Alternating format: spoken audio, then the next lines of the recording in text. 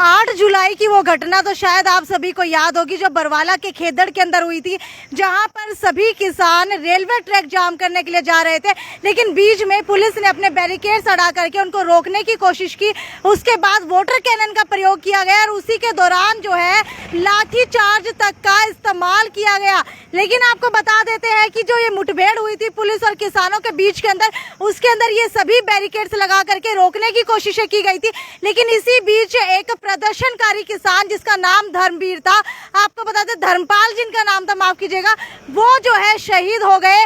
हालांकि कयास लगाए जा रहे थे कि वो पुलिस के लाठीचार्ज की वजह से शहीद हुए हैं, लेकिन लगातार आपको बता देते हैं कि ये भी कहा जा रहा था पुलिस की तरफ से, एसपी ने लाइव आकर के कहा था कि वो जो है ये लाठीचार्ज के दौरान बैरिकेड्स के ऊपर जो ट्रैक्टर चढ़ाया गया उसकी वजह से वो शहीद हुआ है।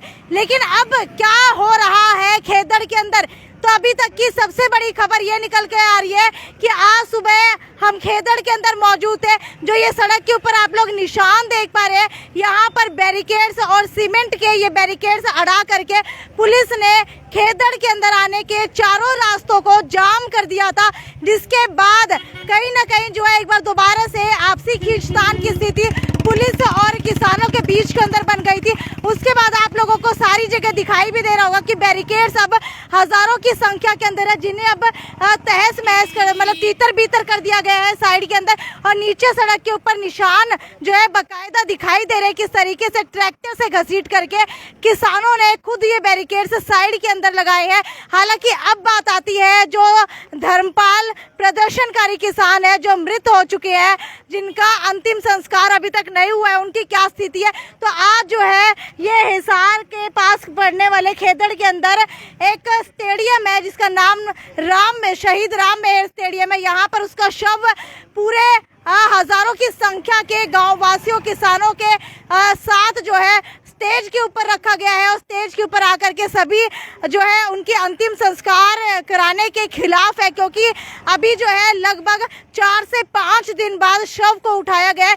हालांकि और क्या स्थिति है वो किसान नेता रवि आजाद से पूछने की कोशिश करते हैं। रवि जी, मुझे ये बताइए, अगर बात की जाए मृतक किसान धर्मपाल की, तो उनका शव आज आप इतने दिनों के बाद क्यों लेकर के आए हैं?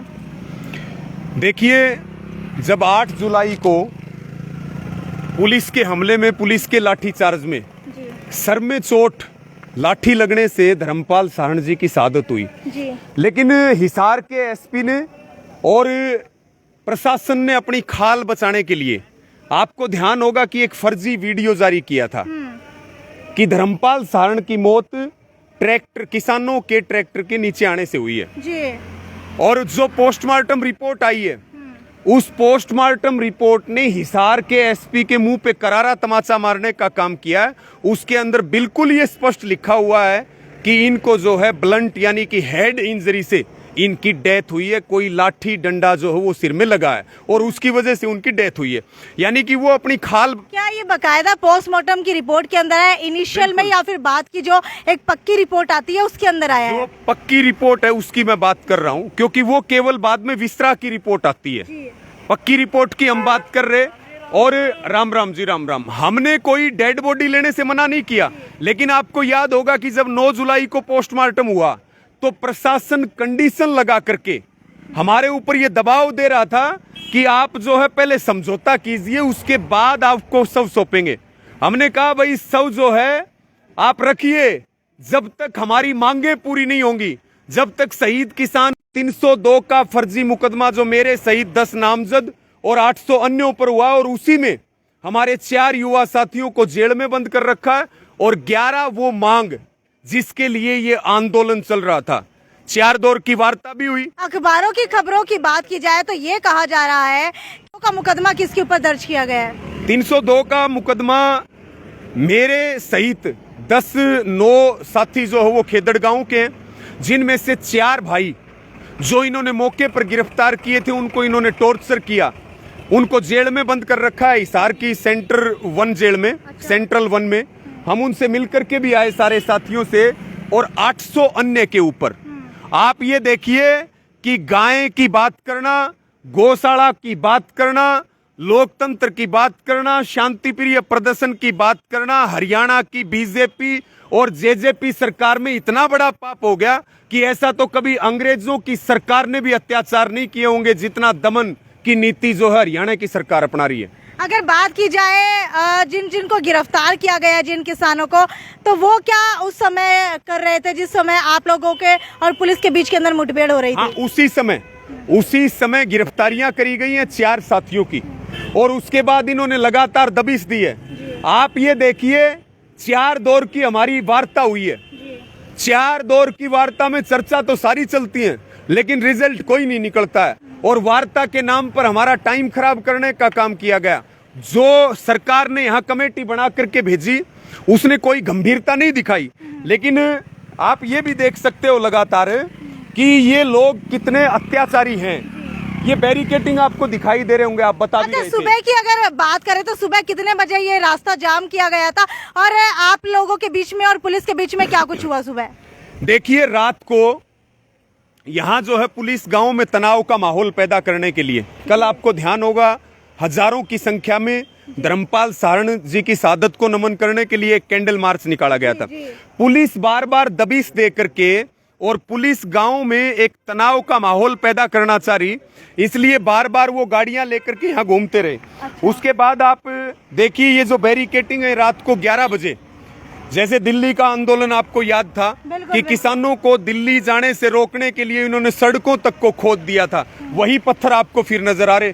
खेदड़ गांव में जितने एंट्री के रास्ते हैं, सब रास्तों पर पत्थर लगा दिए गए रात को 11 बजे के करीब, और यहाँ पर सारे हरियाणा की पुलिस के पास जितने बैरिकेडिंग है वो सारे खेदड़ में आ रहे हैं पूरे गांव को। आज सुबह हमने प्रशासन को ये बिल्कुल कह दिया था कि इनको हटा दीजिए, नहीं तो बात बढ़ेगी, और बाद में जब प्रशासन ने नहीं हटाया तो हमारे किसान साथियों ने अपने ट्रैक्टरों से सारे रास्ते खोलने का काम किया। सड़क पर निशान आप देख सकते हैं, कितने बड़े बड़े पत्थर जो है यहाँ से ले जाए गए हैं। जी, अगर आज महापंचायत की बात की जाए तो कौन कौन से गांव से आज महापंचायत के अंदर शामिल होने के लिए जनता आई है? देखिए, हरियाणा के 22 जिलों से जो हमारे मुख्य साथी हैं वो यहाँ पहुंचे हैं। तमाम जो खापे हैं हरियाणा की, उनके प्रतिनिधि यहाँ आए हैं, और गांव खेदड़ तो हर एक घर से यहाँ हाजिरी है। पूरा गुहांड सब जगह से बहुत बड़ी संख्या में ग्रामीण माताएं बहनें, किसान और जो ये हमारे गोरक्षक भाई हैं या जो गौशालाओं का संचालन करते हैं, ये यहाँ बड़ी संख्या में पहुंचे हैं। और अब क्योंकि हमारी वार्ता 11 तारीख को शाम को सरकार के साथ टूट गई थी, उसके बाद हमारी जो पूरी ताकत है वो आंदोलन पर लगी हुई है। और आज की जो ये महापंचायत है, इस महापंचायत में इस आंदोलन को पूरे हरियाणा में ले जाने के लिए, हरियाणा के गांव-गांव कोने-कोने में आपने धर्मपाल किसान का पार्थिव शरीर यहाँ रखा हुआ है, उसको अग्नि नहीं दी जा रही है, तो क्या क्या मांगे हैं, किस बिहाव के ऊपर आप उनको अग्नि देंगे? देखिए, जो हमारा मुख्य जो पेच फंसा हुआ है, एक तो शहीद परिवार को, धर्मपाल सारण जी के परिवार को 25 लाख रुपए की आर्थिक मदद, एक सरकारी नौकरी, और जो 302 के पर्चे हमारे ऊपर फर्जी दर्ज किए हैं वो रद्द हों, और एक जो मुख्य मांग है, 4 जो युवा साथी हैं जो अभी जेल में बंद हैं उनकी रिहाई। इन सारी मांगों को, और जो ये राखी का पूरा मामला चल रहा है, और गांव में जो बिजली पानी की जो व्यवस्था है, यहाँ पहले भी हादसा हुआ, 4 भाइयों की मृत्यु हुई थी, उनका कंपनसेशन, उनकी नौकरी भी बाकी है। ये करीब हमने 7 मांगों को कमेटी में शॉर्ट लिस्ट करके, और जो IAS IPS अधिकारियों की जो सरकार की चंडीगढ़ से कमेटी आई, उसके सामने हमने मांगे रखी थी, जिसपे किसी पे भी कोई सहमति नहीं बनी। ठीक है, अगर अब अंतिम सवाल की बात करना चाहूंगी कि अगर आज की बात की जाए, महापंचायत के अंदर राकेश टिकैत की आने की खबरें हैं, लगभग 1 से 1:30 बजे के बीच के अंदर राकेश टिकैत यहाँ पहुँच सकते हैं, और इसके बाद सबसे बड़ा फैसला क्या लिया जाने वाला है? देखिए, फैसला यही है कि गाय के सम्मान की लड़ाई है, गांव खेदड़ के सम्मान की लड़ाई है, और ये हमारे स्वाभिमान की लड़ाई है, और एक शहीद किसान के सम्मान की लड़ाई है। इसलिए आज यहाँ से जो महापंचायत है, महापंचायत में हजारों की संख्या में सब श्रद्धांजलि भी दे रहे शहीद धर्मपाल सारण जी को, और एक प्रदेश व्यापी आंदोलन की जो रणनीति है खट्टर सरकार के घुटने टिकवाने के लिए, वो यहाँ से की जाएगी। इसकी जबरदस्त तैयारियां आप देखिए कि जो हमने यहाँ टेंट लगाया था, वो टेंट अब से पहले भर चुका है, और अब टेंट को बढ़ाया जा रहा है। यानी कि आज की महापंचायत इनकी आंखें खुली की खुली रख देगा प्रशासन और सरकार की। इनको इनकी औकात बता देंगे आज कितनी है। ठीक है रवि आजादी हमारे साथ जुड़ने के लिए। आपको बता देते हैं हजारों की संख्या के अंदर किसान और ग्रामीण वासी पड़ोसी गांव से समर्थन देने के लिए खेदड़ गांव के अंदर लगातार पहुंच रहे हैं। और अगर सूत्रों की बात की जाए तो सूत्रों के हवाले से ये भी खबर मिल रही है कि पूरे हरियाणा की रोडों को जो है जाम किया जा सकता है। जी हाँ, बिल्कुल पूरे हरियाणा की रोड को जाम करने की कॉल दी जा सकती है। ये लगातार इस वक्त बड़ी खबर जो है खेदड़ महापंचायत से निकल कर के आ रही है। और आपको बता देते हैं कि अगर खेदड़ महापंचायत की बात करूं तो ये मामला आखिरकार शुरू कहां से हुआ था। तो ये मामला जो है आखिरकार शुरू तब हुआ था जब खेदड़ थर्मल पावर प्लांट की राखी, यानी कि जो राख होती है उसको राखी कहा जाता है, उसको बेच करके गौशाला को दिया जाता था, जिससे गौशाला खेदड़ की चलती थी। लेकिन अब एक फैसला लिया गया सरकार की तरफ से, खेदड़ थर्मल प्लांट की तरफ से, कि अब वो राखी बाहर बेची जाएगी, जिसका जो भी पैसा होगा वो खुद रखेंगे। इसके खिलाफ के अंदर गौ माताओं की सुरक्षा के लिए सभी ग्रामीण वासियों ने पुलिस के साथ कहीं ना कहीं जो है हाथापाई हो गई। और उसके बाद जो है ये बहुत बड़ी महापंचायत का रूप जो है इस मामले ने ले लिया है। और इसके अंदर एक किसान धर्मपाल तक की जो है मृत्यु हो चुकी है। लेकिन अभी उनका शव जो है इस खेदड़ थर्मल पावर प्लांट मामले के अंदर बड़ा ही उभर करके आ रहा है, क्योंकि शव को जो है, जी हाँ, पार्थिव शरीर को जो है टेंट को बढ़ाया जा रहा है। कुछ ही समय के अंदर राकेश टिकैत यहाँ पर पहुँचने वाले हैं। उसके बाद आपको बताते हैं आगे की खबर क्या रहेगी और क्या बड़ा फैसला जो है इस बार राकेश टिकैत यहाँ पर पहुँच करके लेने वाले। क्या कुछ ही समय के अंदर पूरा हरियाणा जाम कर दिया जाएगा? जुड़े रहिए हमारे साथ, पल टू पल की अपडेट खेदड़ मामले से जुड़ी हुई आपको देते रहेंगे। वीडियो को ज्यादा से ज्यादा शेयर करना ना भूलें। नमस्कार।